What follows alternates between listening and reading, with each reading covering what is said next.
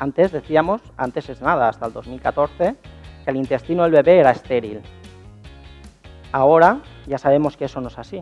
El intestino del bebé no es estéril, ya tiene bacterias. Por lo tanto, lo que mamá coma y el estrés también de mamá durante el embarazo va a ser muy importante para esta primera respuesta, la respuesta inmune. Después el tipo de parto, también la lactancia, que dé lactancia o no, y hasta la introducción de los nutrientes.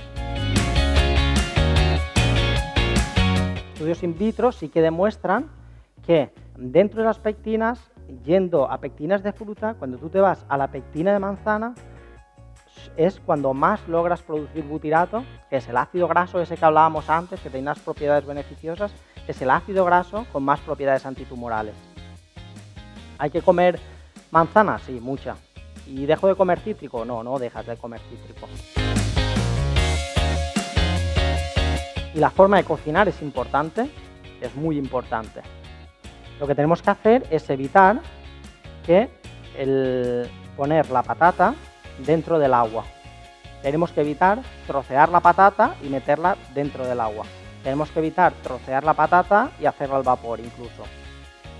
Para conservar el máximo de almidón resistente tipo 3, tenemos que coger la patata entera, asarla y enfriarla en la nevera. Ni se seca, ni se pone mala, ni nada.